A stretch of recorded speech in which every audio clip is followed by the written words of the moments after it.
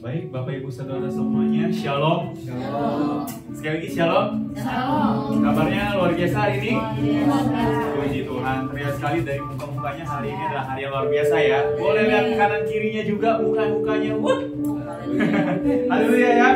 Oke, kita bersyukur hari ini kita kembali berkumpul bersama-sama beribadah tempat ini. Sebelum kita mulai, sama-sama kita satu dalam doa ya. Mari kita satu dalam doa. Terima kasih Bapa yang baik, terima kasih Tuhan Yesus Kristus, terima kasih Roh Kudus yang selalu menyertai setiap hari, setiap aktivitas kami Tuhan, dimanapun kami berada, kapanpun itu kami, Engkau selalu ada dalam bersama-sama dalam kami Tuhan. Dan kami bersyukur ya Bapak, ini semua karena kasih anugerah-Mu Tuhan, kami masih bisa sempat berhadir di tempat ini Tuhan, beribadah di gereja-Mu ya Bapak. Biarlah hari ini ya Bapak, kami mengalami kembali kehidupan yang baru Tuhan, mengalami hal-hal yang baru ya Bapak. Biarlah hari ini Bapak, kami juga menerima sukacita yang luar biasa, kehidupan yang baru dalam kehidupan kami Tuhan. Terima kasih Bapak, sebentar kami mau naikkan setiap pujian kami, sorak-sorai kami Tuhan, hanya bagi nama-Mu Tuhan. Terima kasih Bapak yang siap bersorak-sorai, sama-sama katakan Amin. Amin. Puji Tuhan, saya undang kita semua bangkit berdiri. Kita semua di sini bagaimana hadir sebagai orang yang bahagia, amin. Lihat kanan kirinya, bahagia nggak orangnya? Kalau belum, colek dikit, bahagia dong, senyum. Oke. Sama-sama kita angkat tangan kita. Yang sama-sama bahagia di hari ini bisa sama-sama kita naikkan pujian ini, amin.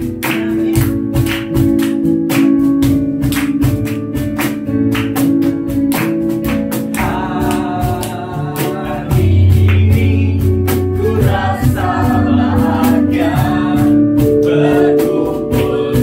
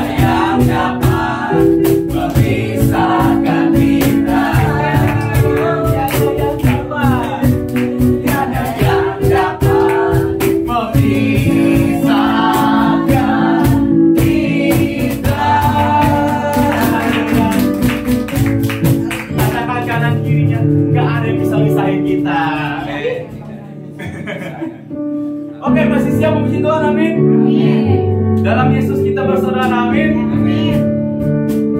Dalam Yesus kita bersaudara. Dalam Yesus kita apa? Kita bersaudara. Dalam Yesus kita bersaudara. Sekarang dan selamanya. Dalam Yesus kita bersaudara. Sekali lagi dong. Dalam Yesus kita bersaudara. Dalam Yesus kita bersaudara. Dalam Yesus kita bersaudara. Sekarang dan selamanya. Dalam Yesus kita bersaudara. Oke, teman-teman. Kali ini kita nyanyikan lagunya agak sedikit berbeda. Nah, dalam Yesus kita bersaudara. Kali ini ada lirik yang diganti. Dalam Yesus. Pilih kalian mau lompat atau gimana ya. Jadi misalkan aku pilih lompat. Kita lompat. Berarti kita harus apa? Kita lompat. Amin. Lompatnya nggak usah sampai lompat sederhana aja ya. Nanti aku tunjuk secara random. Nah, pilih mau ngapain nih? Coba ya.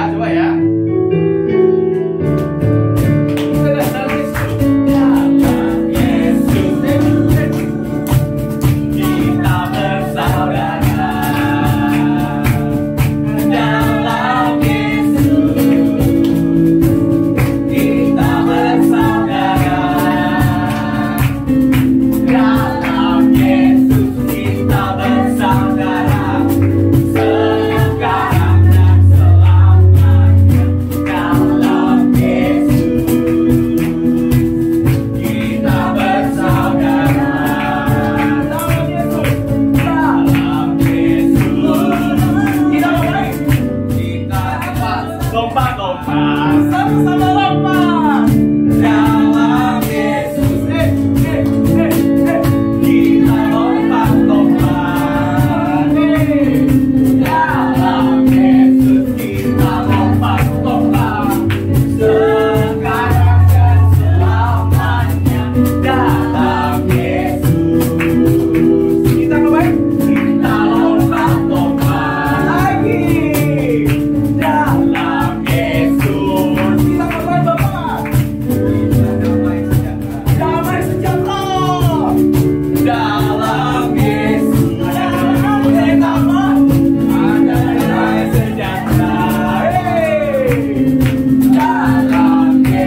Yesus ada damai sejahtera. Sekarang dan selamanya.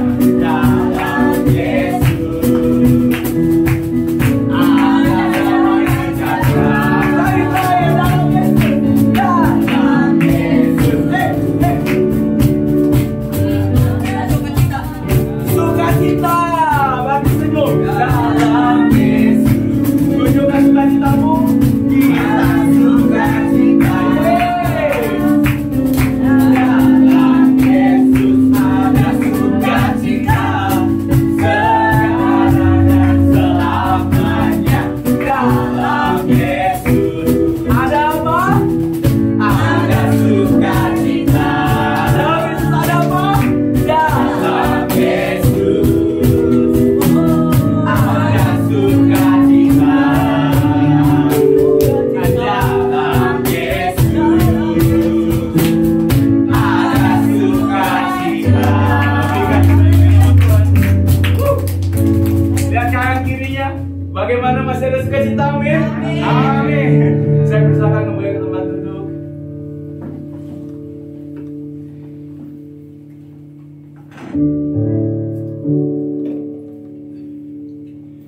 Puji Tuhan, mari kita siapkan hati kita. Kita mau masuk lebih dalam lagi. Kita mau persiapkan hati kita, siapin pikiran kita sebelum kita masuk ke firman Tuhan. Terima kasih Bapa, terima kasih Tuhan.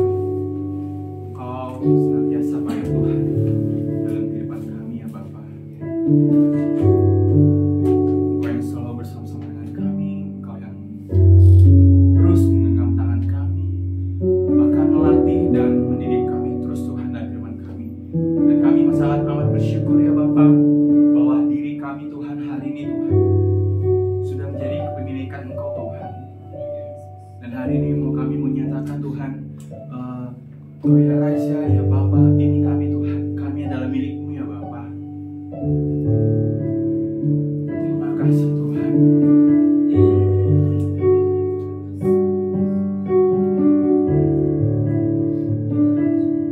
Boleh sama-sama kita angkat pujian ini.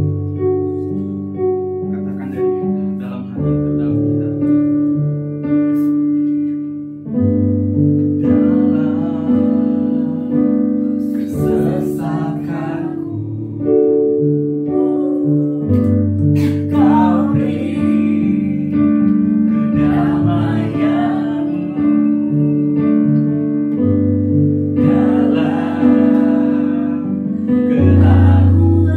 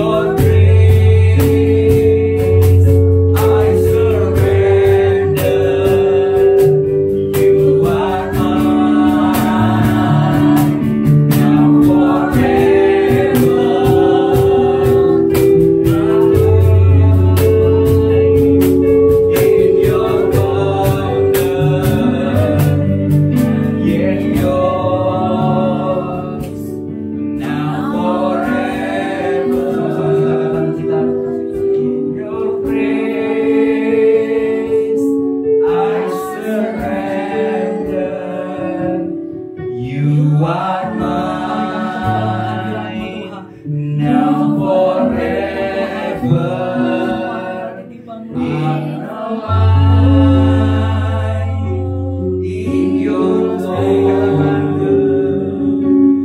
I am yours now forever. In your grace I surrender. You are mine now forever. I'm alive in your wonder. Kau membuatku sesuai rencanamu. Kau memegang setiap musim hidupku.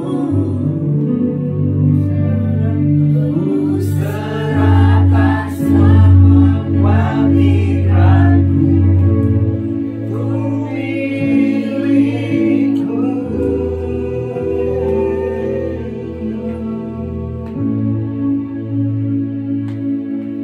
Semua kekuranganku Kau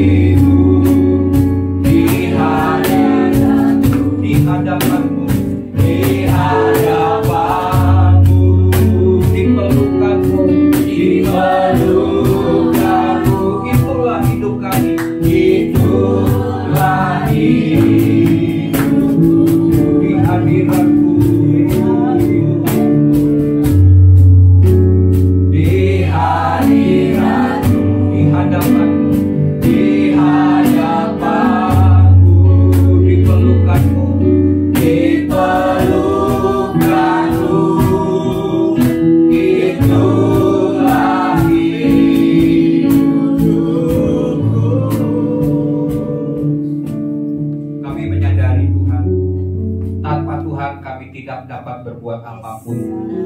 Kami mau tetap tinggal dalam hadirat Tuhan. Kami mau terus berjalan bersama-sama dengan Tuhan. Dan kami tidak mau menjauh, lari dari hadirat Tuhan. Tapi kami mau senantiasa mendekat, bahkan semakin melekat dengan hati Tuhan. Terima kasih Bapa buat kesempatan minggu pagi hari ini. Kami percaya Roh Kudus yang sudah membawa kami ke tempat ini.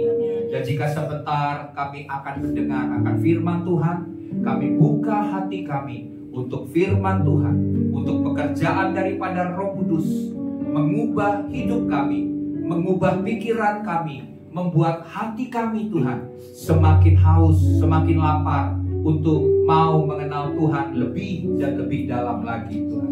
Mari Tuhan, beracaralah Tuhan, dan biarlah hamba-Mu juga yang menyampaikan firman Tuhan. Engkau sembunyikan Tuhan di belakang salib-Mu Tuhan, supaya nama Yesus yang ditinggikan, hanya nama Tuhan yang dimuliakan. Terima kasih Bapa. Kami buka hati kami dalam nama Tuhan Yesus. Semua yang siap bersama-sama katakan amin. Amin. Puji Tuhan. Ya, shalom. Shalom. Sekali lagi shalom. Shalom. Apa kabar? Luar biasa. Luar biasa. Kenapa kita luar biasa? Semua bisa dilewati, semua bisa diatasi karena Tuhan Yesus menyertai kita. Amin. Oke, hari ini jemaat Tuhan, Bapak Ibu Saudara yang terkasih, kita kembali belajar firman Tuhan dengan tema menjadi pribadi berintegritas. Sebelum saya ajarkan biar kita belajar bersama-sama firman Tuhan hari ini, siapa yang tahu apa itu integritas? Integritas itu berarti apa yang dikatakan dengan apa yang diperbuat itu sama, ya, sesuai gitu ya. Karena banyak orang berkata-katanya pinter, ya. Kayaknya kalau ngomong itu wah hebat, wah orangnya ini luar biasa baik gitu ya. Tapi kelakuannya minus, kelakuannya nol. Seringkali kita bilang wah ini percuma nih, ngomong doang, tapi kelakuan nol. Nah, kita nggak mau jadi orang demikian. Amin. Anak-anak Tuhan harus berbeda. Apa yang dikatakan, yang diucapkan dengan yang dilakukan harus sama. Karena itulah cerminan dari anak-anak Tuhan. Ya, orang dunia berbeda. Orang dunia bahkan tipu menipu ini adalah sesuatu hal yang mungkin sudah lumrah. Ya, kalau nggak ditipu, kalau nggak kita nipu, nanti kita kena tipu katanya. Jadi lebih baik nipu duluan daripada kena tipu duluan gitu ya. Tapi kita anak Tuhan enggak. Kita punya sistem nilai yang berbeda. Nilai dunia tipu untuk dapat keuntungan. Tapi kita berbuat baik sesuai dengan yang Tuhan inginkan. Di situ kita juga beruntung. Amin. Beruntung bukan saja di dunia ini, tapi juga di sorga. Tuhan sediakan berkat-berkat yang terbaik bagi kita. Oke. Hari ini kita akan belajar firman Tuhan dalam Matius pasal yang pertama ayat 19 sampai dengan ayat yang ke-25. Ya, saya akan baca ayat 19. Nanti Bapak Ibu jemaat saudara baca ayat yang ke-20 bergantian sampai dengan ayat yang ke-25. Matius pasal yang pertama ayat 19. Saya baca duluan ya. Karena Yusuf suaminya seorang yang tulus hati dan tidak mau mencemarkan nama istrinya di muka umum, ia bermaksud menceraikannya dengan diam-diam. Terus ayat 20, tetapi ketika ia mempertimbangkan maksud itu, malaikat Tuhan nampak kepadanya dalam mimpi dan berkata, Yusuf anak Daud, janganlah engkau takut mengambil Maria sebagai istrimu, sebab anak yang di dalam kandungannya adalah dari Roh Kudus. 21, ia akan melahirkan anak laki-laki dan engkau akan menamakan dia Yesus, karena dialah yang akan menyelamatkan umatnya dari dosa mereka. Ayat 22, hal itu terjadi supaya genaplah yang difirmankan Tuhan oleh Nabi. 23, sesungguhnya anak darah itu akan mengandung dan melahirkan seorang anak laki-laki, dan mereka akan menamakan dia Immanuel, yang berarti Allah menyertai kita. Sesudah bangun dari tidurnya, Yusuf berbuat seperti yang diperintahkan malaikat Tuhan itu kepadanya. Ia mengambil Maria sebagai istrinya, tetapi tidak bersetubuh dengan dia sampai ia melahirkan anaknya laki-laki, dan Yusuf menamakan dia Yesus. Oke, kita lihat slide-nya.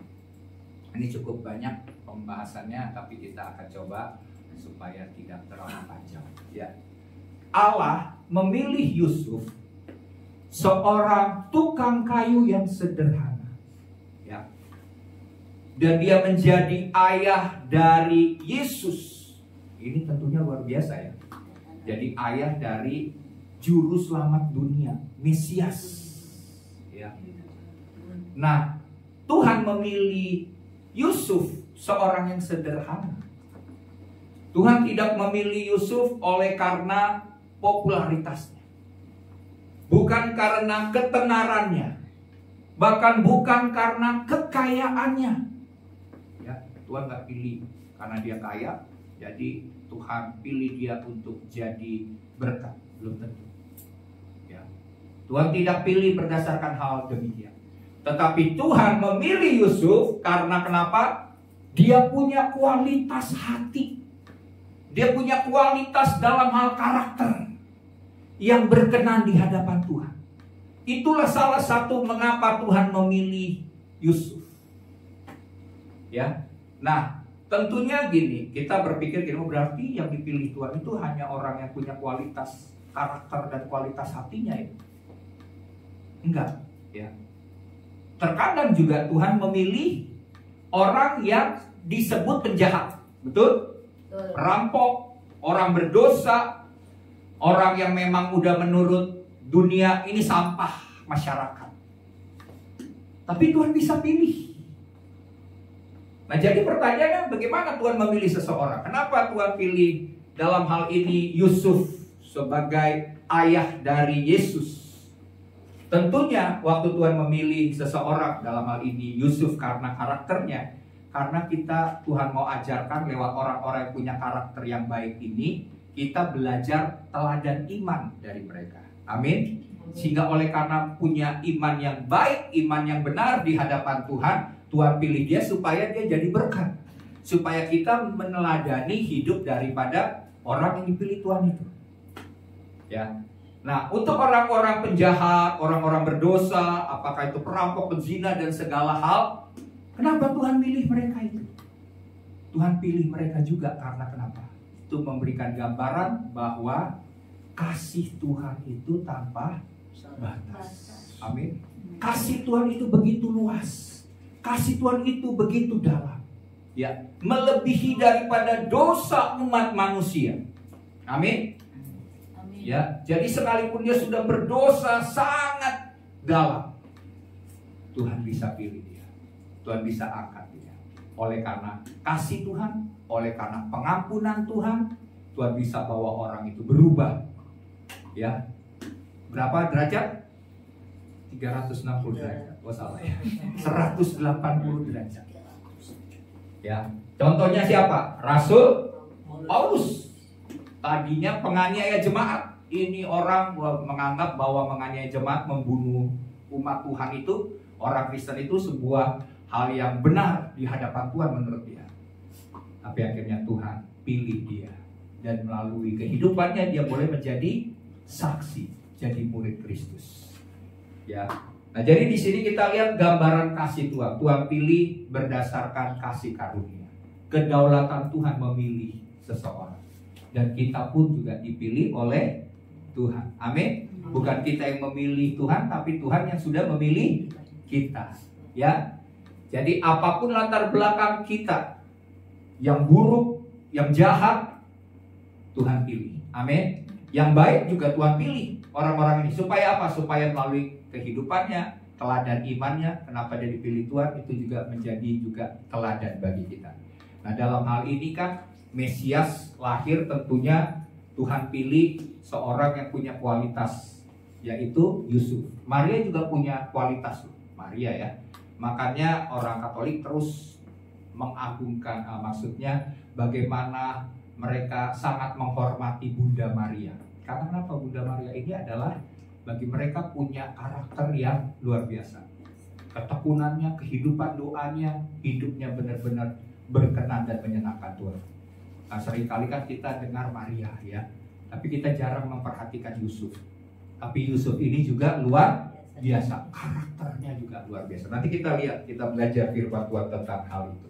Nah, dari kisah ini kita belajar bahwa integritas bukan sekedar moral luar atau tampilan luar yang dapat dilihat oleh mata seseorang. Ya, seringkali kan kita melihat, wih orang ini baik ya, ngomongnya sopan, tindakannya waduh luar biasa. Ya, tapi integritas itu bukan yang kelihatan di luar. Amin. Integritas itu berasal dari dalam. Ya, karena Tuhan tidak melihat fisik. Amin. Tapi Tuhan melihat hati. Ya. Nah, jadi di sini integritas itu bukan tampilan luar, tapi respon hati yang tulus, hati yang mau taat, dan hati yang dapat menahan diri, terkendali di hadapan Tuhan dan juga di hadapan sesama. Nah, itu yang harus kita belajar hari ini, bahwa integritas itu adalah sesuatu hal yang Tuhan inginkan ada dalam kehidupan orang Kristen. Ya. Karena ternyata prinsip-prinsip firman Tuhan kalau kita lakukan itu mendatangkan kebaikan bagi kita. Karena orang-orang, bahkan orang-orang yang sukses, mengatakan mereka yang punya integritas, punya attitude yang baik dalam pekerjaan itu, mereka diangkat, dipilih oleh perusahaan untuk menjadi orang-orang yang dapat dipercaya. Betul kan? Kalau seorang pekerja, dia bekerja sekalipun dia pinter, kalau dia tidak punya attitude, dia tidak punya kejujuran, dia curang, dia bersikap tidak adil, nanti perusahaannya bisa bangkrut. Betul? Tapi kalau dia jujur, dia dapat dipercaya, bosnya akan mempercayakan hal-hal besar, nggak takut bosnya. Betul ya? Karena dia tahu di tangan daripada anak Tuhan ini usahanya aman, bahkan akan berhasil karena dia adalah orang yang jujur dan dapat dipercaya. Jadi betapa pentingnya kita mengikuti prinsip firman Tuhan, karena prinsip firman Tuhan itu tidak pernah bertentangan dengan hal-hal berkat Tuhan yang Tuhan sediakan. Amin. Tapi kalau kita bertentangan dengan prinsip firman Tuhan, maka berkat-berkat Tuhan tidak akan datang atas hidup kita.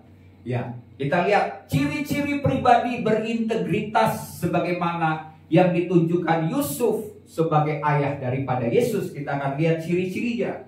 Ya, ciri yang pertama yang bisa kita lihat adalah tulus hati. Amin. Mari sama-sama katakan, Yusuf punya sikap tulus hati. Amin. Ya, Yusuf punya sikap yang tulus hati. Dalam ayat yang ke-19 dikatakan begini. Ayat 19. Karena Yusuf suaminya seorang yang tulus hati, ya, ayat 19, dan tidak mau mencemarkan nama istrinya di muka umum, ia bermaksud menceraikan Maria dengan diam-diam. Ya. Jadi dikatakan Yusuf ini tulus. Tulusnya dalam hal apa? Lihat, kita lihat slide berikutnya. Tulus ini dalam hal tidak cepat menghakimi. Boleh sama-sama kita baca bersama-sama. Tidak cepat menghakimi. 1, 2, 3. Tidak cepat menghakimi. Ya. Yusuf tidak gegabah mengambil keputusan berdasarkan kekecewaan pribadinya. Kira-kira Yusuf bisa kecewa nggak? Bisa. Dia dengar Maria bilang gini suatu hari, sup ya, nama sayangnya gitu kan, cup kalau Indonesia kan ucup gitu ya. Ya, sup ini saya mau berterus terang. Wah, Yusuf udah, waduh ada apa nih? Tumben nih si Maria mau berterus terang kepada saya. Ya saya tahu sih Maria orangnya suka berterus terang, tapi ini kayaknya waktunya khusus banget. Dia pengen ngomong tapi susah banget, berat banget untuk ngomong. Akhirnya Yusuf kira-kira bilang, ayo Maria, sampaikan aja apa yang merupakan kekhawatiran atau hal yang engkau mau sampaikan, ya. Beban dalam hatimu, ya. Terus kata Maria lagi, gini Su, saya ini hamil. Waduh, saya sudah mengandung. Kira-kira seorang laki-laki waktu mendengar hal itu bisa bagaimana? Dia tahu dia tidak pernah melakukan hubungan intim dengan perempuan itu, perempuan yang merupakan sebagai tunangannya. Tahu-tahu dikatakan saya hamil.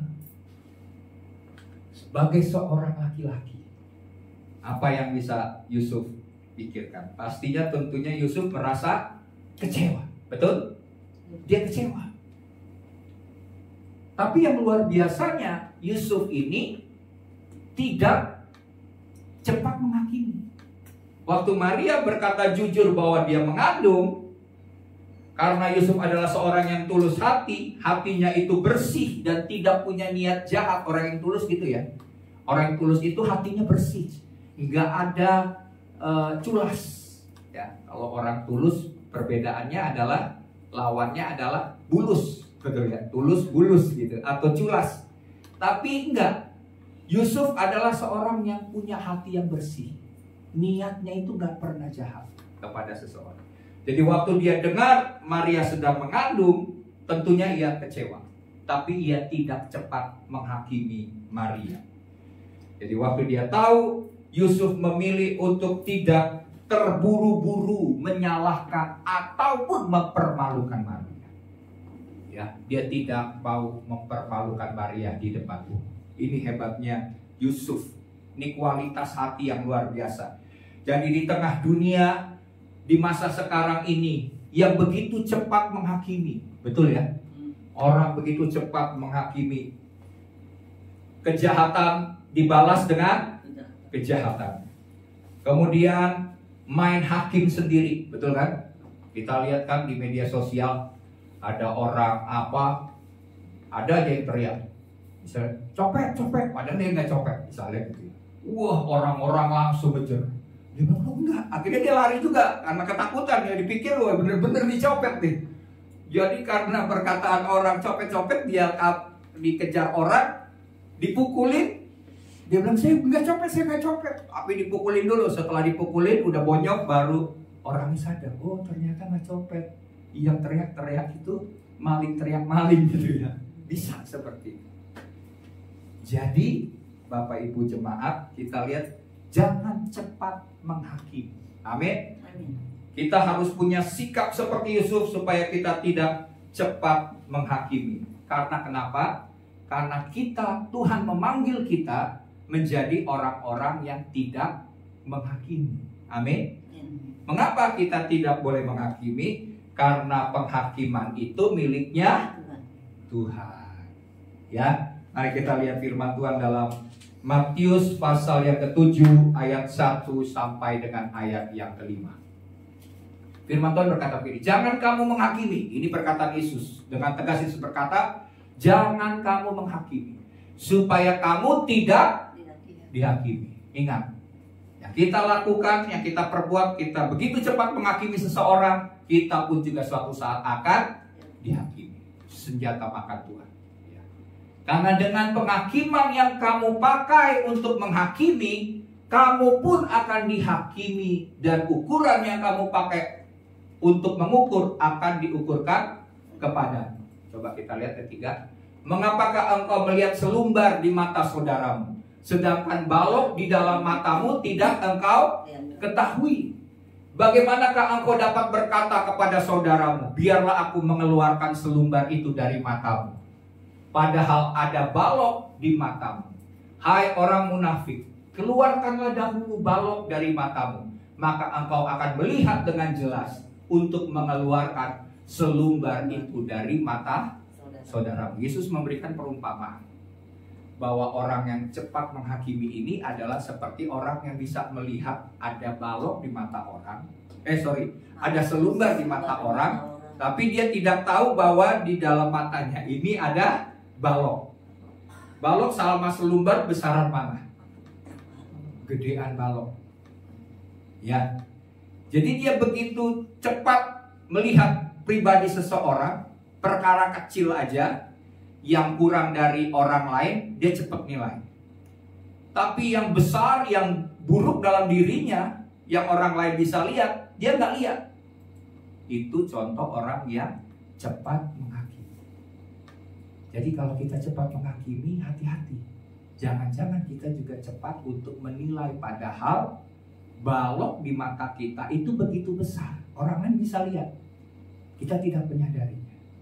Jadi jalan satu-satunya Yesus katakan supaya jangan cepat menghakimi. Ya. Supaya kita tidak dihakimi. Kemudian Yakobus 4 ayat 12, kita lihat firman Tuhan. Yakobus 4 ayat 12. Ya, Yakobus 4 ayat yang ke-12. Firman Tuhan, hanya ada satu pembuat hukum dan hakim, yaitu Dia yang berkuasa menyelamatkan dan yang berkuasa membinasakan. Tetapi siapakah engkau sehingga engkau mau menghakimi sesamamu manusia?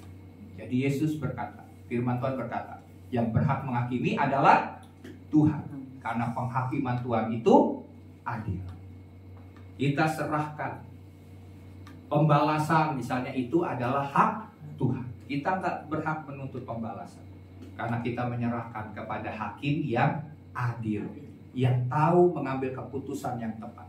Bagian kita adalah tidak menghakimi. Bagian kita yaitu mengasihi.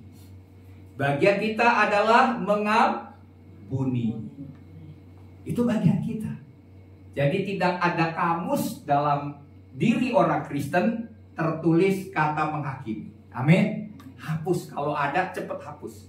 Yang ada dalam hati setiap orang Kristen kamusnya adalah mengasihi, mengampuni, ya, terus melakukan hal-hal yang baik. Itulah prinsip yang harus dilakukan sebagai orang Kristen.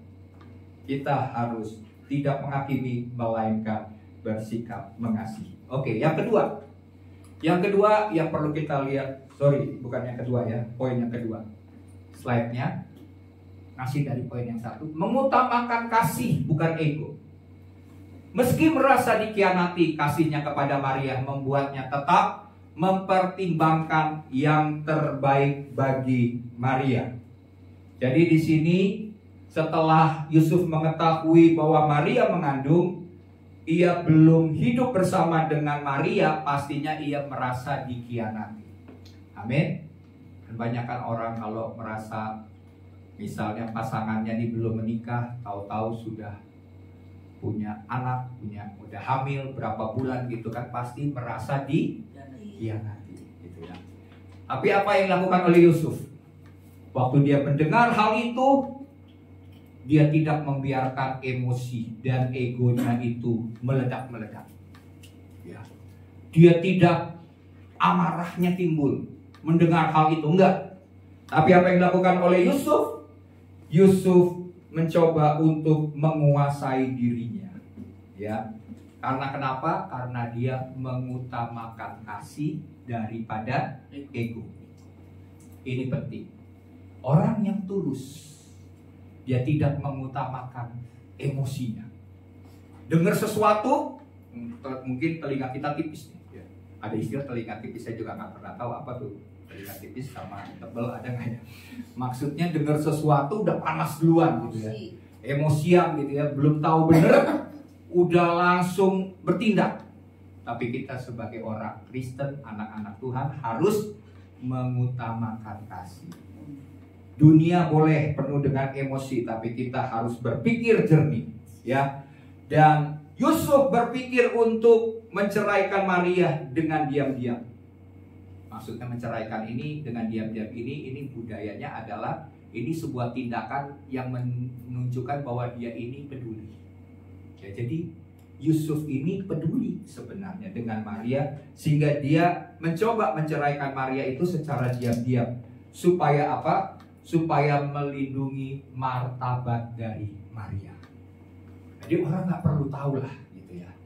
Jangan akhirnya kalau orang udah tahu duluan bahwa si Maria sudah itu hasil daripada orang lain, ya udah dia bilang, ceraikan aja. Kalau memang kamu mau pilih yang menghamili kamu, ya udah silakan.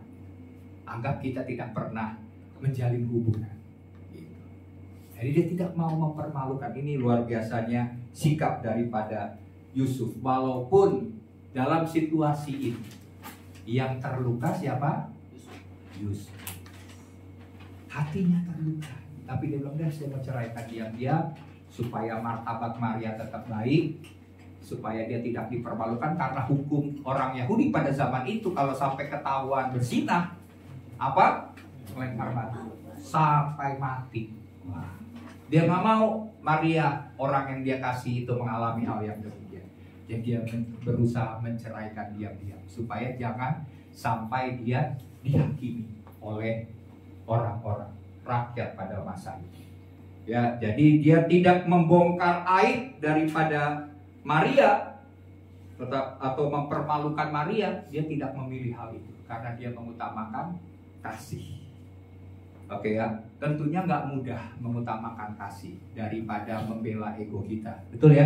Betul. Nggak susah, tidak mudah. Tapi Yusuf melakukan hal yang demikian karena kenapa? Karena disitulah kita lihat kedewasaan rohani daripada Yusuf.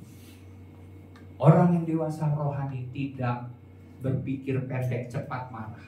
Tapi orang dewasa rohani adalah dia langsung berpikir tentang kasih. Tidak mengutamakan ego, tapi mengutamakan kasih. Nah, hati yang tulus itu bersedia melindungi dan mengampuni sekalipun harus merasa pahit. Hatinya pasti pahit, terluka. Tapi dia dengan hati yang besar, dia bilang, gak apa-apa Maria, kalau kamu mau pilih bukan saya, gak apa-apa. Ini contoh orang yang tulus hati. Oke, yang ketiga yang kita bisa lihat, menjaga reputasi orang lain. Tindakan Yusuf menunjukkan kepekaan terhadap martabat orang lain. Bahkan saat tersakiti, ia lebih memilih menderita diam-diam daripada mencemarkan orang lain. Tentunya bisa saja bagi Yusuf untuk meledak dalam amarah, ya. Dalam menghadapi masalah situasi yang demikian, tentunya dia bisa membongkar semuanya kepada publik. Dia bilang, ini kesempatan nih, dia nggak setia nih, dia mencoba mengkhianati saya nih. Udah, bongkar aja ya aibnya supaya kebongkar ke publik. Tapi yang dilakukan oleh Yusuf, ia memilih menjaga nama baik Maria. Ia peka terhadap harga diri orang lain. Daripada dia menjatuhkan harga diri orang, sebagai orang yang tulus hati, dia tidak punya niat melakukan hal demikian. Walaupun hatinya tersakiti dan dikhianati, hatinya terluka, tapi dia tidak memilih untuk mempermalukan Maria di depan orang lain. Oke ya. Jadi di sini kita lihat di masa sekarang ini orang mudah menyebabkan atau menyebarkan masalah pribadi, apalagi lewat medsos, betul kan? Banyak kan orang kan, mau tahu nggak nih? Ada berita baru sedang viral, langsung itu lewat DVD saya. Jadi saya mau coba untuk menjelaskan tentang peristiwa ini. Saya akan sampaikan secara detail peristiwanya tentang yang sedang viral ini. Misalnya lah apa ya, gayung lope lah atau apalah misalnya seperti demikian gitu ya. Diceritakan semua. Itu zaman sekarang. Atau membongkar aib orang lain saat kecewa. Betul nggak? Saat kita kecewa kan kita sering, wah, gua kecewa nih. Wah, memang dia nggak benar nih. Udah nih, habis sudah ya. Selesai katanya. Selesai nih, saya harus ceritain nih perbuatan dia yang jahat ini. Supaya orang tahu bukan saya yang jahat, dia yang jahat. Nah ya kan, ini kesempatan gitu untuk kita mempermalukan orang yang sudah menyakiti hati kita, membuat kita kecewa. Nah itu bisa dilakukan di zaman sekarang ini. Tetapi kita sebagai anak-anak Tuhan, Tuhan memanggil kita untuk menahan lidah kita. Amin. Amin. Kalau zaman sekarang menahan tangan kita untuk menuliskan sesuatu yang buruk di media sosial. Amin. Jadi sekarang bukan cuma tahan lidah, tahan tangan kita untuk mengetik hal-hal yang dapat mempermalukan orang lain. Jadi kita harus menjaga hormat, harga diri orang lain. Amin. Kita tahu kita punya harga diri. Amin. Orang lain juga punya harga diri. Amin. Kita nggak mau harga diri orang itu dirusak, karena kita nggak mau harga diri kita juga dirusak. Jadi kita jaga reputasi orang lain. Oke, biarlah kita yang mungkin alami. Ini nggak mudah. Biarin, nggak apa-apa. Mungkin suatu saat dia akan bertobat kalau dia salah. Gitu ya. Jadi itu yang harus kita lakukan supaya saat kita melakukan hal demikian kita disebut orang yang benar berkenan di hadapan Tuhan. Oke, yang kedua. Yang kedua, taat atau tunduk diri. Dalam Matius 1 ayat 20 sampai 21 saya akan bacakan ayat 20-21 dan ayat 24. Tetapi ketika ia mempertimbangkan maksud itu, maksudnya apa? Menceraikan diam-diam. Malaikat Tuhan nampak kepada Yusuf dalam mimpi dan berkata, Yusuf anak Daud, janganlah engkau takut mengambil Maria sebagai istrimu.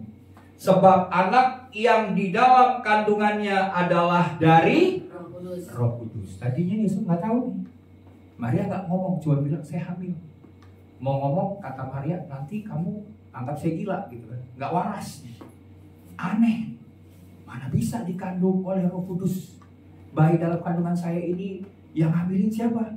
Roh Kudus. Waduh, bingung dia kan. Ya, akhirnya Tuhan harus pakai malaikat Tuhan menyampaikan hal itu kepada Yusuf. Oke ya. Dan setelah itu ayat 21, ia akan melahirkan anak laki-laki dan engkau akan menamakan dia Yesus, karena dialah yang akan menyelamatkan umatnya dari dosa mereka. Ayat 24.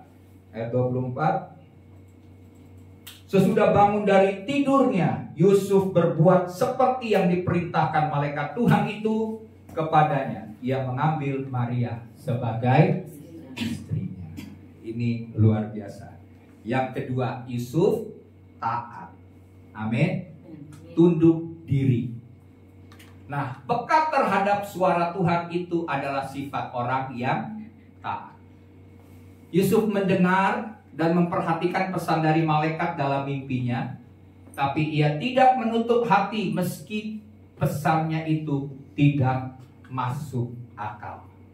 Nah, jadi gini, Yusuf dalam pergumulan yang berat, betul kan? Kalau kita mengalami hal demikian, kira-kira bagaimana rasanya? Rasanya pengen mati, ya. Rasanya itu sakitnya itu di sini. Dia ngalamin pergumulan yang berat. Tapi saat malaikat Tuhan datang lewat mimpinya, malaikat Tuhan berbicara kepada Yusuf. Apa yang dilakukan oleh Yusuf? Dia buka hatinya, ya, dan dia taat. Pesan yang diterima oleh Yusuf melalui malaikat itu adalah pesan yang nggak masuk logika manusia. Amin. Ini nggak masuk akal. Tapi apa yang dilakukan oleh Yusuf? Yusuf tidak mengeraskan hatinya dia.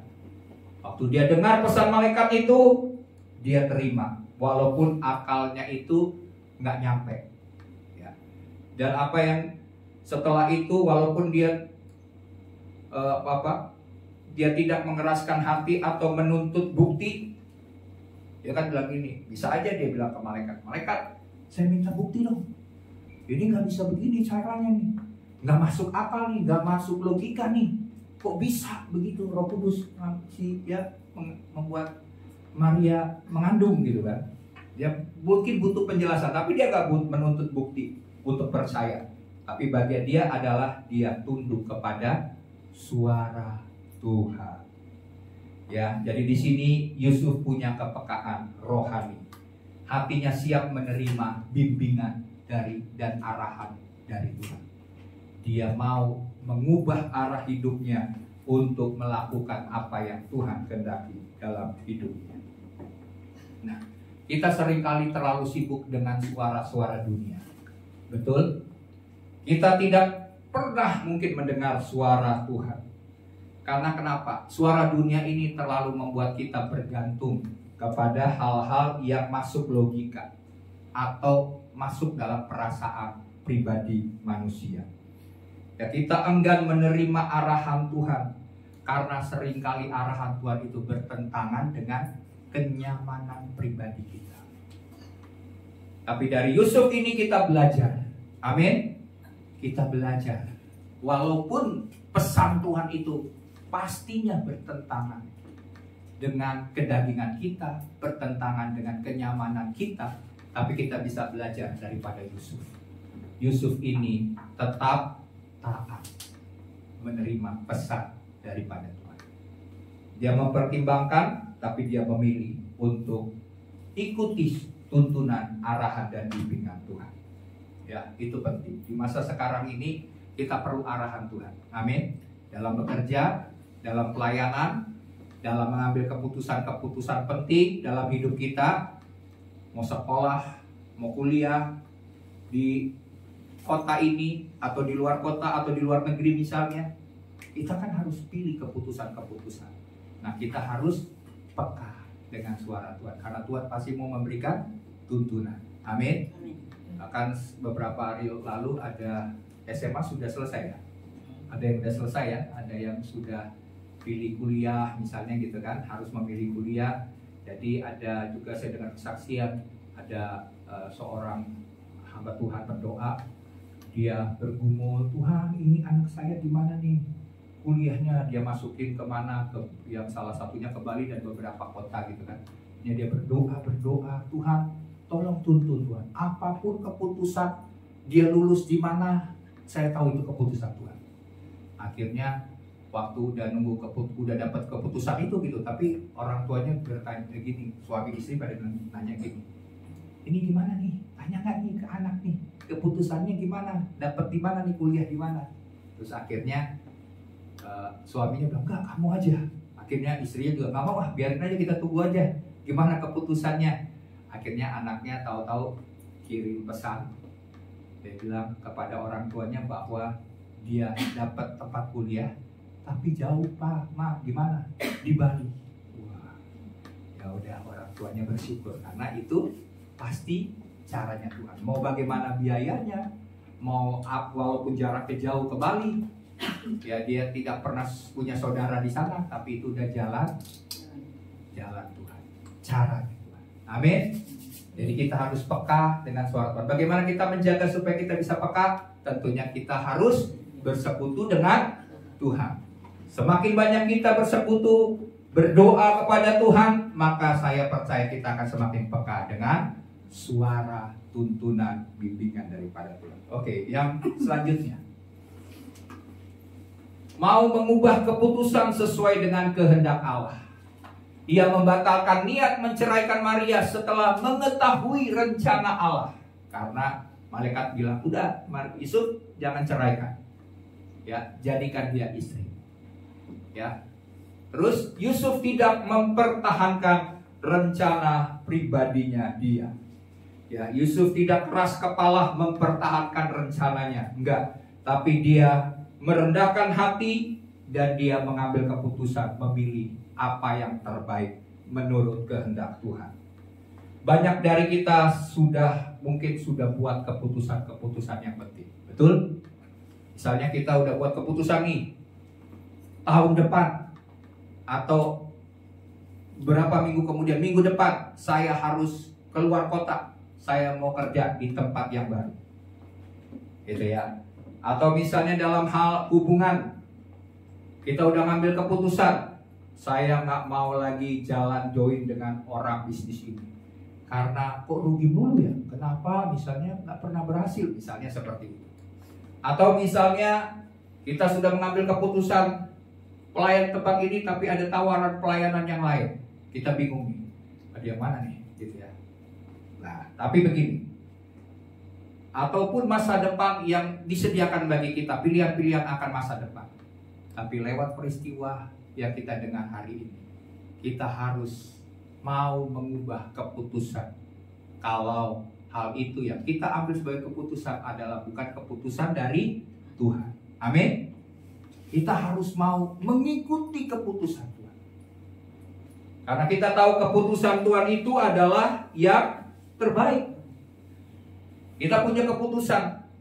Kita sudah mempersiapkan segala sesuatu untuk keputusan itu, udah tinggal 90%, tinggal 10%, bahkan udah 99%, tinggal 1% bertindak aja. Tinggal bertindak doang.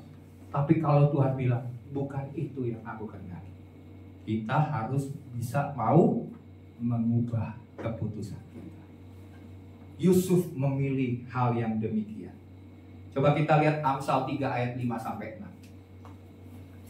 Amsal 3 ayat 5-6. Percayalah kepada Tuhan dengan segenap hati. Amin. Kalau dia pegang hidup kita, dia pelihara hidup kita, bagian kita adalah percaya dengan segenap hati. Janganlah bersandar dengan pengertianmu sendiri. Amin. Karena pengertian kita, pikiran kita terbatas.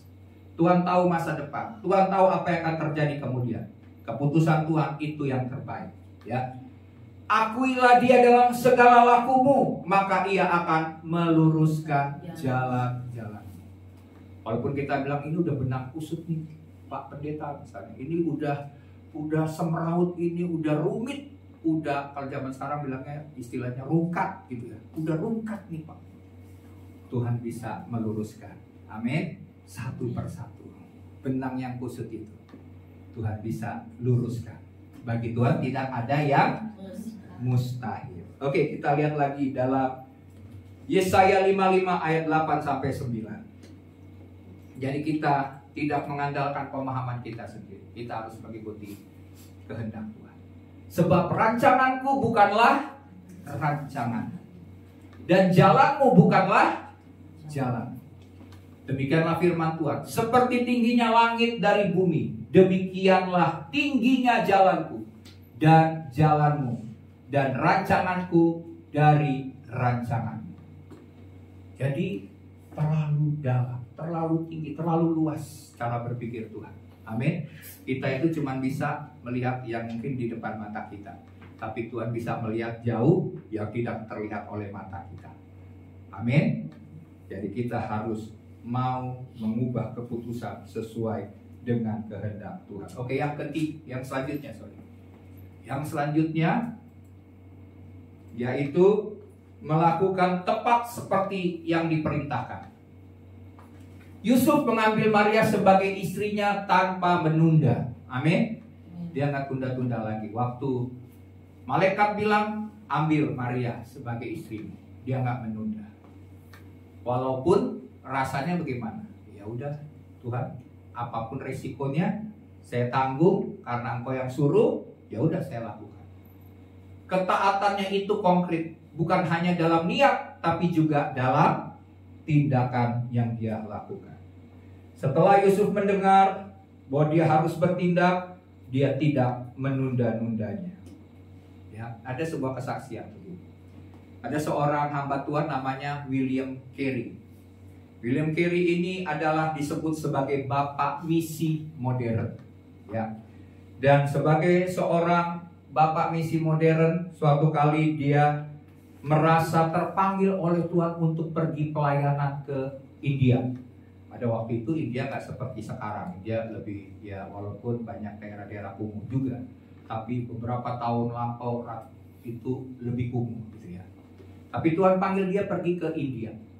Dan waktu dia pergi ke sana, situasinya adalah begitu sulit. Karena kenapa? Karena di India itu belum ada, waktu itu dia mau pergi ke sana nggak ada dukungan dana. Kemudian dia juga pergi ke sana tanpa infrastruktur, jalanannya rusak, semua hal yang pergi ke sana itu mungkin jalan becek gitu ya, tanah merah. Jadi secara jalanan infrastruktur itu nggak ada. Dan juga yang dia alami adalah dia tidak memperoleh izin. Jadi tantangannya itu begitu luar biasa. Tapi dia tahu ini panggilan Tuhan atas hidupnya, dia harus pergi ke India. Dan apa yang dilakukan? sekalipun situasinya itu sulit, tidak ada hal yang dapat disebut sebagai peneguhan. Karena kan kalau biasanya kan kalau kita berdoa, Tuhan, kalau Engkau suruh saya pergi ke sana, Tuhan, urusannya Tuhan lancarin dong, Tuhan. Ya kan? Segala hal Tuhan tunjukin dong supaya semuanya itu kelihatannya, supaya aku yakin bahwa memang aku ke sana. Lancarin. Tapi ternyata Tuhan bikin situasinya kadang-kadang nggak mudah, sulit. Kadang-kadang kan kita sebagai manusia akan menyerah ya. Kita bilang, jangan-jangan ini bukan kehendak Tuhan. Karena tantangannya begitu sulit. Tapi tantangan sulit itu bukan berarti bukan kehendak Tuhan. Amin. Kadang-kadang tantangan yang begitu sulit itu adalah rencana Tuhan. Ya, kita kan berpikir kalau jalannya mulus itu rencana Tuhan. Kalau jalannya sulit bukan rencana Tuhan gitu ya. Kita lebih enak yang nyaman-nyaman aja, yang enak-enak aja. Tapi Tuhan punya jalan kadang-kadang jauh daripada pola pikir manusia kita yang terbatas. Nah, jadi waktu William Carey mendengar hal itu, mengalami hal yang sulit itu, bagian dia apa? Dia tidak menundanya. Dia tetap memenuhi panggilan Tuhan. Dan akhir cerita, dia mengubah sejarah kekristenan di India. Jadi kalau kekristenan di India dapat maju, salah satunya adalah pelayanan dari William Carey. Karena dia mengikuti panggilan Tuhan. Salah satu kalimat yang pernah dia ucapkan, dia bilang begini, harapkanlah hal-hal yang besar dari Tuhan. Amin. Pernah nggak kita berharap hal-hal yang besar dari Tuhan? Kalau belum, harapkan sekarang. Amin. Hal-hal yang bagi kita ini mustahil, ini nggak mungkin. Mulai berharaplah hal-hal yang besar kepada Tuhan. Dan lakukanlah hal-hal besar untuk Tuhan. Amin. Kita minta sama Tuhan, Tuhan, saya mau lakukan hal besar, Tuhan. Hal yang bagi orang itu sulit, tapi bersama dengan Tuhan, saya tahu tidak ada perkara yang mustahil. Amin. Sekalipun itu sulit, bukan berarti tidak bisa. Bersama dengan Tuhan, kalau itu panggilan Tuhan, kalau itu keputusan Tuhan, yang sulit itu Tuhan ubah menjadi jalan tol. Amin. Jalan yang lancar, jalan yang mudah. Oke ya. Nah, yang ketiga, tahan diri. Dalam Matius 1 ayat 24 sampai 25 dikatakan begini. Sesudah bangun dari tidurnya, Yusuf berbuat seperti yang diperintahkan malaikat itu kepadanya. Ia mengambil Maria sebagai istrinya, tetapi tidak bersetubuhkan dengan dia sampai ia melahirkan anaknya laki-laki. Dan Yusuf menamakan dia Yesus. Jadi di sini yang pertama yang kita bisa lihat adalah di dalam poin yang ketiga ini, dia menahan hak pribadi. Bisa lihat slide-nya. Menahan hak pribadi. Dia tahan diri, dia tahan hak pribadi. Meskipun sudah menikahi Maria, Yusuf tidak berhubungan intim dengan Maria. Sampai kapan? Sampai Yesus lahir. Yusuf meletakkan kepentingan pribadinya di bawah kepentingan Tuhan. Ini yang luar biasa. Kita harus juga punya sikap yang demikian. Ini nggak mudah. Sebagai suami yang sah, betul kan? Dia harus menahan diri. Tunggu sampai Yesus yang dalam kandungan Maria ini lahir. Berarti nunggu sekitar berapa? 9 bulan. Mungkin 1 tahun. Dia tidak melakukan hubungan intim, tapi dia mau bayar harga itu. Dia menahan hak pribadinya demi menghormati karya Tuhan yang besar. Ini luar biasa. Kalau nggak punya karakter yang kuat, ini mana tahan gitu ya, mana kuat gitu ya. Udah nikah, udah istri 1 tahun, nggak boleh dulu ya berhubungan intim. Ini tidak mudah ya. Tetapi yang kita lihat sekarang ini di dunia yang sangat mementingkan hak-hak pribadi ya, tentang kepuasan diri. Manusia kan maunya kan memuaskan dirinya, orang lain nggak peduli lah, yang penting saya dulu gitu kan. Jadi di zaman sekarang itu semua mementingkan, apalagi ini hak pribadi. Nggak ada yang bisa ini kalau nggak melawan hak-hak asasi manusia. Misalnya saya bisa berdiri di atas hak asasi manusia. Di mana ada kebebasan di zaman sekarang, Terkadang mengikuti Tuhan berarti menahan keinginan yang sah. Ya, kadang-kadang itu yang udah miliknya kita, keinginan kita, dan itu sudah seakan-akan sudah sah miliknya kita. Tapi Tuhan bisa bilang, berikan itu kepada saya. Contohnya siapa yang bisa kita lihat? Contohnya Abraham. Amin. Abraham kan udah punya anak kan, Ishak. Ishak ini adalah anak perjanjian. Ini yang dijanjikan Tuhan. Tapi Tuhan bilang apa? Suatu hari, Abraham, persembahkan Ishak di atas gunung. Apa yang dilakukan oleh Abraham? Dia tidak menundanya. Besok pagi-pagi dia langsung, ayo kita pergi ke atas gunung, kita persembahkan bagi Tuhan. Ini contoh orang yang taat. Selanjutnya ada sebuah kisah namanya Daud ya. Daud suatu kali ini kan raja yang diurapi Tuhan kan. Terus tapi masih ada Raja Saul pada masa itu. Tapi Tuhan sudah gak pilih Saul lagi. Tuhan sudah pilih Daud. Dan Saul berusaha membunuh Daud. Daud dikejar-kejar, berusaha untuk dibunuh. Suatu kali Daud punya kesempatan untuk membunuh Saul, betul kan? Dan itu kesempatan di depan mata. Bahkan pasukannya itu udah bilang ini kesempatan engkau bisa bunuh Saul. Ini kapan lagi? Jangan-jangan ini jalannya Tuhan nih untuk membuat Saul mati hari ini juga dan kamu menjadi raja. Tapi apa yang dilakukan oleh Daud? Daud apa bilang? Dia tidak berani menjamah orang yang diurapi Tuhan. Dia tahu ini bukan kehendak Tuhan dan ini bukan cara Tuhan. Ini mungkin bukan waktunya Tuhan. Akhirnya dia tidak melakukan. Amin.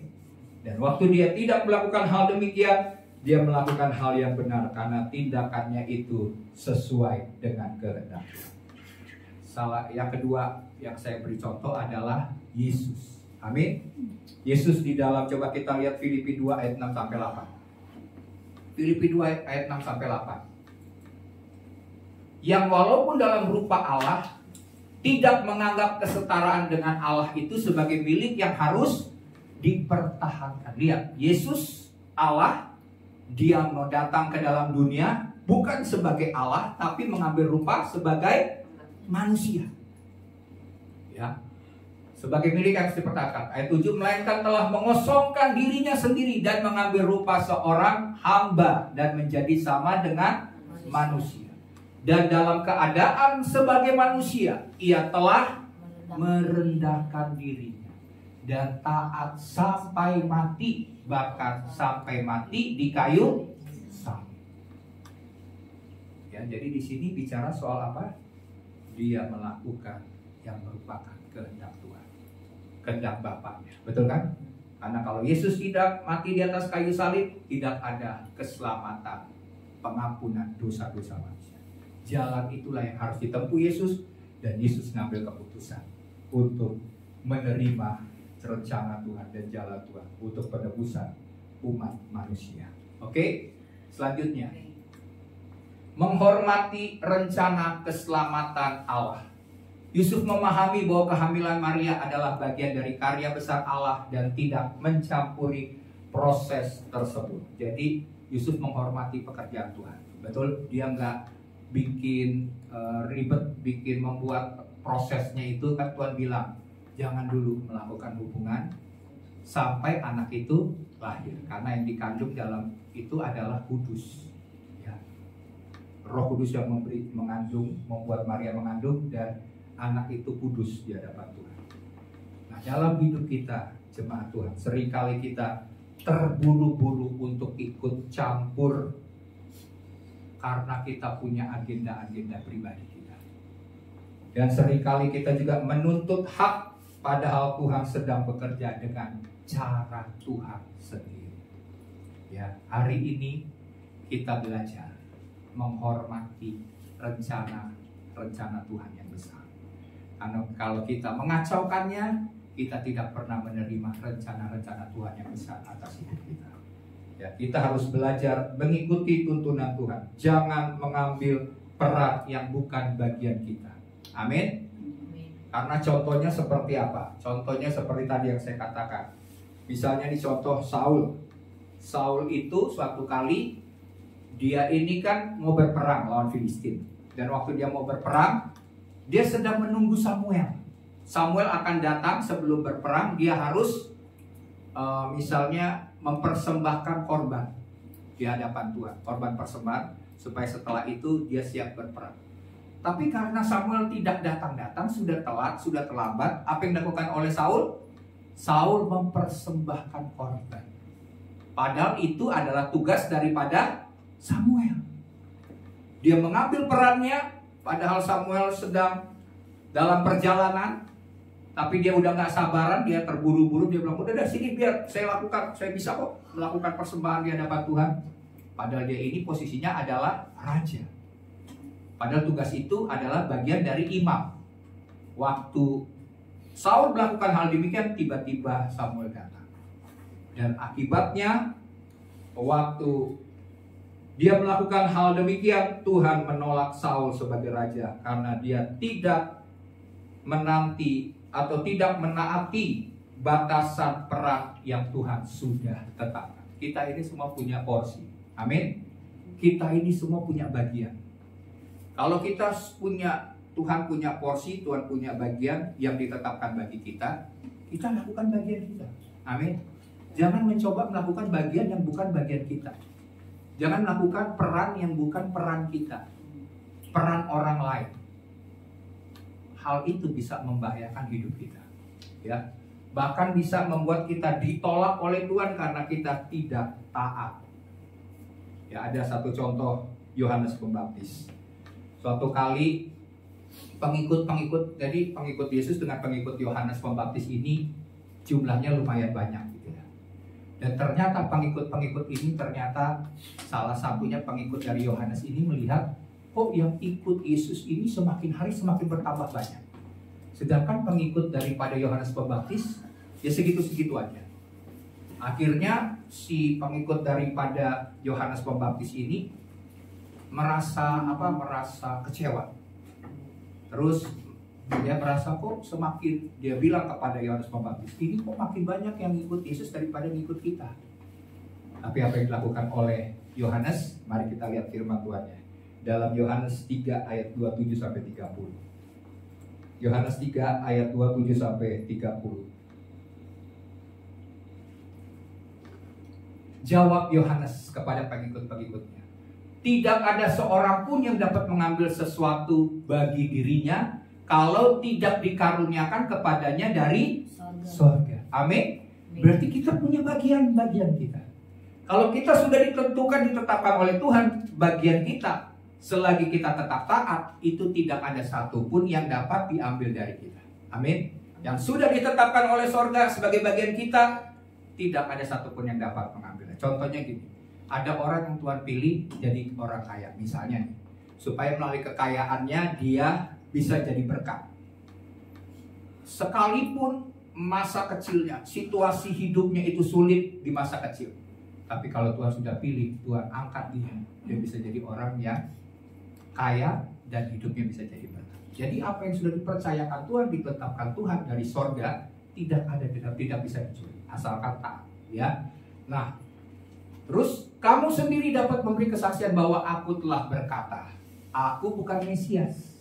Betul kan? Yohanes bilang aku bukan Mesias, tapi aku diutus untuk mendahului Yesus. Yang empunya mempelai perempuan ialah mempelai laki-laki, tetapi sahabat mempelai laki-laki yang berdiri dekat dia dan yang mendengarkannya sangat bersuka cita mendengar suara mempelai laki-laki itu. Jadi dia menyadari dia ini bukan mempelai, dia ini hanya sahabat mempelai. Yang Mesias itu adalah Yesus. Dia ini hanya sahabat yang membuka jalan bagi Yesus. Dia katakan, itulah sukacitaku, dan sekarang sukacitaku itu penuh. Terus dia berkata, ia harus makin besar dan aku harus semakin kecil. Dia jelaskan kepada pengikutnya, ya Yesus, aku kan perintis jalan yang mendahului Yesus, ya kan? Dan Yesus itu akan semakin besar, aku semakin kecil, karena Yesus adalah Mesias. Jadi Yohanes tahu porsinya. Dia tidak merasa tersaingi waktu pengikut Yesus lebih banyak daripada dia, karena dia tahu posisinya sebagai pembuka jalan bagi Yesus. Suatu kali ada sebuah kesaksian seorang yang bernama, saya lupa namanya ya. Jadi ada orang yang mau mencapai puncak tertinggi Mount Everest. Kemudian dia punya cita-cita menjadi orang yang pertama kali menjejakkan kaki di gunung yang paling tinggi di dunia itu.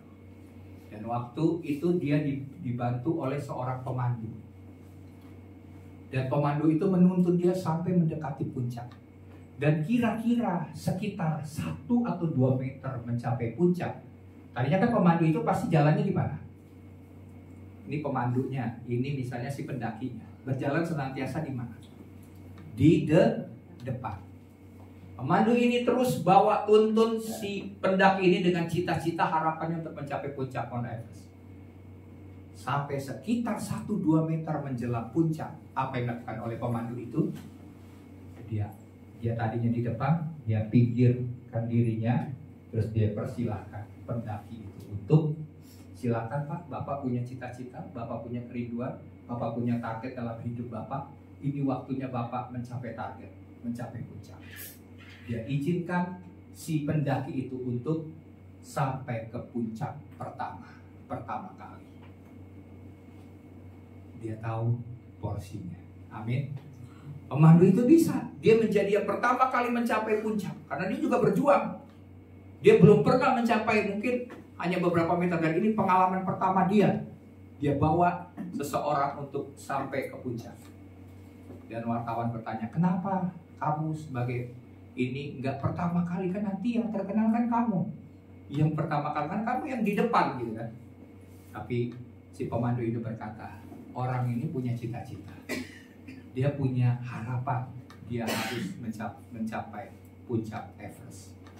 Dan dia sedang menggenapi apa yang dia cita-citakan atau dia rindukan. Sama seperti Yohanes Pembaptis, dia menyadari dia ini adalah pembuka jalan. Amin. Yesuslah Mesias, dia yang harus lebih besar dan aku yang semakin kecil. Oke, slide berikutnya. Yang terakhir, konsisten dalam panggilan sebagai pelindung. Wow, udah waktunya ya. Oke, saya baca aja. Yusuf menjalani peran sebagai suami dan ayah dengan kesetiaan yang luar biasa. Dia bertanggung jawab pada apa yang dipercayakannya. Jadi lihat begini. Sekalipun dia sebagai seorang suami yang sah, ya, dia tahu ada sekitar waktu 9 bulan atau 1 tahun dia tidak mendapatkan haknya sebagai suami. Tapi selama waktu-waktu itu dia tetap menjalankan dirinya sebagai seorang suami. Yaitu apa? Melindungi Maria dan melindungi bayi Yesus itu supaya pada akhirnya dia harus dilahirkan. Dia nggak lepas tanggung jawab. Dia bilang, ya udah, ini kan udah bukan bagian saya, ini pekerjaan Roh Kudus. Ya udah, Roh Kudus aja lah yang tolong si Maria ini. Bagian saya udah, tapi dia tahu bagian dia. Dia tetap menjadi sebagai pelindung, sebagai orang yang membawa rencana Tuhan itu dapat diselesaikan. Walaupun situasinya itu sulit dan penuh risiko, betul kan? Dia harus pindahkan karena ada sebuah perintah untuk pindah. Dan akhirnya Yesus dilahirkan di kandang binatang gitu kan. Nah ini prosesnya nggak mudah, tapi Yusuf tetap setia melakukan bagian dia sampai bayi itu lahir. Dan waktu bayi lahir, dia memberikan nama sesuai yang diberikan, dipesankan malaikat. Namanya adalah Yesus. Jadi di sini dia bertanggung jawab pada apa yang dipercayakan dalam hidupnya. Dia tetap konsisten. Nah kita juga sebagai anak-anak Tuhan harus tetap konsisten dalam melakukan bagian kita. Kita hidup di dalam keselamatan yang Tuhan sediakan bagi kita. Kita harus tetap konsisten untuk hidup berkenan memenuhi panggilan Tuhan. Amin.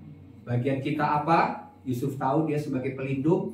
Bagian kita juga apa yang Tuhan percayakan. Kita tetap konsisten. Karena orang yang berintegritas itu adalah orang yang konsisten. Ya, jangan hari ini integritas, besok mudah-mudahan, ya. Besoknya lagi, ya kalau memungkinkan, enggak Kalau kita integritas sampai akhir hidup kita harus konsisten untuk berintegritas dan memenuhi panggilan Tuhan. Amin. Mari kita berdoa, kita menteraikan firman Tuhan hari ini. Mari saya undang musik. Kita berdoa, kita menyanyikan juga lagu ini ya. Biar ini jadi pengakuan iman kita melalui lagu ini, deklarasi iman kita kepada Tuhan. Kita mau mengikut Tuhan, mengikut Yesus di sepanjang hidup kita. Terima kasih Tuhan buat firman-Mu. Kami mau untuk mengikut Tuhan sepanjang hidup kami. Haleluya. Semua karena anugerah-Mu hari ini ada.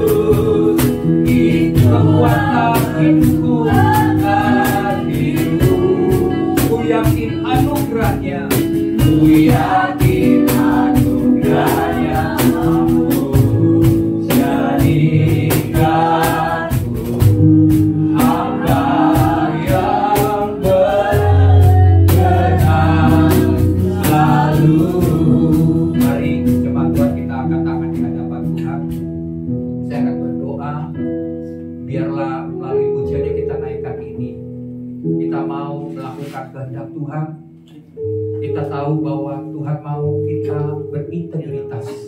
Kita menjadi pribadi yang berintegritas. Karena dunia ini membutuhkan orang-orang yang jujur. Dunia ini membutuhkan orang-orang yang dapat dipercaya. Dan Tuhan memanggil kita menjadi orang yang jujur, menjadi orang yang dapat dipercaya, menjadi orang yang berintegritas. Biar Tuhan memakai setiap kita melalui perkataan kita, melalui tindakan kita, sehingga hidup kita mencerminkan bahwa kita adalah anak-anak Allah yang maha tinggi. Kita mencerminkan Bapa kita yang mengasihi, Bapa kita yang tidak menghakimi, Bapa kita yang mau mengampuni, Bapa kita yang melakukan hal-hal yang baik. Demikian juga hidup kita mencerminkan pribadi Bapa itu, supaya kita mengasihi, kita mengampuni, kita melakukan hal-hal yang benar, hal-hal yang baik. Karena kita punya integritas, kita punya kuasa, kita punya otoritas untuk melakukan bagian-bagian yang Tuhan percayakan. Karena dunia ini akan semakin hancur dengan segala keinginan-keinginannya. Tetapi kita sebagai anak-anak Allah akan menggenapi keinginan-keinginan Tuhan, menggenapi kepentingan-kepentingan Tuhan. Kita berani untuk mengabaikan kepentingan diri kita sendiri, supaya rencana Tuhan yang besar terjadi melalui hidup kita untuk dapat terjadi dan digenapi atas dunia ini. Kita menjadi bagian yang Tuhan percayakan mengubah dunia ini menjadi lebih baik, karena ada orang-orang benar yang hidup mengikuti firman Tuhan. Tuhan, hamba berdoa Tuhan, bagi seluruh jemaat-Mu, ubah hati kami, ubah pikiran kami, supaya kami sungguh-sungguh menyerahkan hidup kami sepenuhnya. Sebab adalah sebuah kehormatan bagi kami untuk mengikut Tuhan, mengiring Tuhan, melayani Tuhan, menjadi berkat bagi dunia, menjadi garam dan terang bagi dunia. Pakai setiap kami Tuhan untuk melayani Tuhan dan menyenangkan hati Tuhan dimanapun kami ada. Terima kasih Bapa, biar Tuhan yang melakukan jauh lebih banyak dari apa yang dapat kami doakan, dari apa yang dapat kami pikirkan. Terima kasih Bapa. Dalam nama Tuhan Yesus kami berdoa, kita semua yang sudah diberkati bersama-sama katakan amin.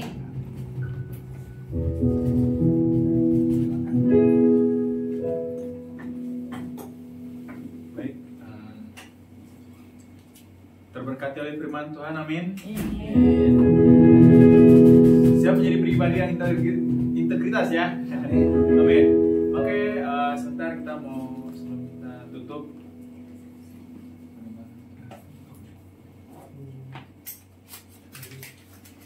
Oke, sebelum kita tutup, kita mau memberikan persembahan, baik kita satu persembahan dan kita satu dalam doa. Terima kasih Bapa, terima kasih Tuhan Yesus, terima kasih Roh Kudus atas kebaikan Tuhan. Tuhan ya Bapa, biarlah kami menjadi pribadi yang integritas ya Tuhan. Engkau bentuk kami, latih kami, didik kami Tuhan, dan juga ya Bapa, bukakan hati kami Tuhan, pikiran kami, bahkan telinga kami Tuhan, untuk kami bisa mendengar Tuhan perintah-Mu, suara-Mu ya Bapa, sehingga kami bisa mengenal setiap kerinduan Kau Tuhan dalam hati kami ya Bapa. Sebentar kami mau memberikan persembahan, dalam persembahan ini Tuhan bisa kami berikan ya Bapa, baik kepada nama-Mu Tuhan. Terima kasih Bapa, dalam nama Tuhan Yesus, sama-sama kita katakan amin.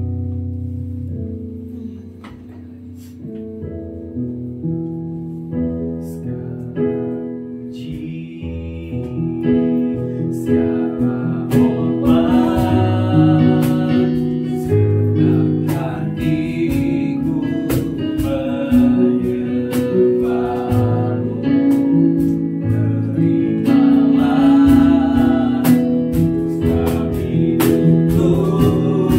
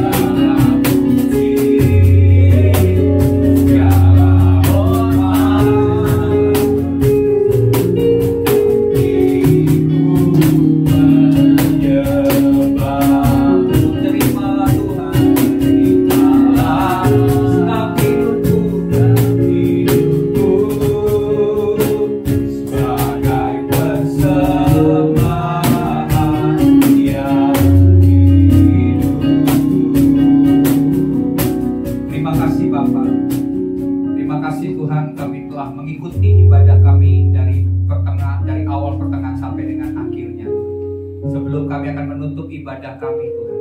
Kami mau berdoa juga bagi jemaat yang mungkin hari ini belum sempat hadir. Tuhan jamah, Tuhan lawat, sehingga pada minggu depan Tuhan mereka boleh hadir bersama-sama dan boleh mengalami perkara-perkara besar dalam hidupnya, karena Tuhan memberkati setiap kami yang datang beribadah kepadamu. Tuhan berkati juga jemaatmu yang sudah hadir. Tuhan berikan kesetiaan, ketekunan, Tuhan berikan kelaparan, kehausan, dan segala janji-janji Tuhan digenapi. Mereka yang sakit Tuhan sembuhkan, yang terikat Tuhan bebaskan, yang membutuhkan pemulihan Tuhan pulihkan Tuhan. Segala hal yang merupakan kebutuhan jemaat Tuhan tahu, dan Tuhan mendengar setiap doa-doa kami yang kami bawa di hadirat Tuhan. Kami juga berdoa Tuhan bagi bangsa dan negeri kami Tuhan. Kami memberkati akan pemerintah bangsa kami, Bapak Presiden, Wakil Presiden, seluruh staf jajaran pemerintah dari tingkat pusat sampai dengan tingkat daerah. Kami berdoa supaya pemimpin-pemimpin bangsa kami Tuhan berikan roh takut akan Tuhan, sehingga keputusan yang mereka buat adalah keputusan yang membuat bangsa ini sejahtera, sehingga bangsa ini boleh menikmati segala berkat, sehingga bangsa ini boleh makmur sejahtera Tuhan, karena pemimpin-pemimpin yang hidup memuliakan Tuhan, hidup takut akan Tuhan. Kami juga berdoa Bapa bagi TNI dan Polri untuk berjaga-jaga, untuk membuat bangsa ini tetap aman Tuhan, dijauhkan dari segala rencana-rencana jahat, orang-orang jahat Tuhan. Tuhan jauhkan dari negeri ini, supaya negeri ini aman dan sejahtera Tuhan. Perlindungan darah-Mu Tuhan atas Indonesia, diluputkan dari segala bencana alam yang dapat membuat banyak korban jiwa Tuhan. Kami berdoa Tuhan, biar shalom Tuhan turun atas Indonesia. Berkat-berkat Tuhan dari Sabang sampai Merauke, dari Pulau Miangas sampai Pulau Rote, Tuhan curahkan berkat-Mu, sehingga kami rindukan Bapa, negeri ini menjadi negeri yang sejahtera. Segala kekayaan bangsa ini dapat dikelola dengan baik dan membuat bangsa ini sejahtera. Terima kasih Bapa. Kami serahkan juga, kami rindu semakin banyak jiwa-jiwa yang diselamatkan. Sebab kami rindu Bapa, mereka boleh mendapatkan hidup kekal di sorga. Dan itu doa-doa kami dan harapan kami bagi bangsa kami Indonesia. Terima kasih Bapa. Jika sebentar kami akan mengakhiri ibadah kami, kami mau terima berkat yang Tuhan telah siapkan bagi kami, yang Tuhan sudah sediakan bagi kami. Sebab setiap kali kami mengharapkan hal-hal yang besar, Tuhan setia memberikan hal-hal yang besar kepada kami, karena Tuhan kami melayani Tuhan yang maha besar, yang akan melakukan perkara-perkara besar dalam hidup kami. Mari jemaat Tuhan, kita arahkan tangan kita, tandakkan tangan kita di hadirat Tuhan, dan terimalah berkat yang daripada Tuhan. Tuhan memberkati engkau, Tuhan melindungi engkau, Tuhan menyinari engkau dengan wajahnya dan memberikan engkau kasih karunia. Tuhan menghadapkan wajahnya kepadamu dan memberikan engkau damai sejahtera. Maka turunlah berkat daripada Bapa Surgawi, kasih karunia, kasih setia daripada Tuhan Yesus Kristus, dan persekutuan dengan Roh Kudus menyertai engkau, sehingga apa saja yang kau perbuat dengan kedua tanganmu, Tuhan menyertai dan membuatnya berhasil. Janji Tuhan, engkau akan senantiasa naik dan bukan menjadi turun, menjadi kepala dan bukan ekor.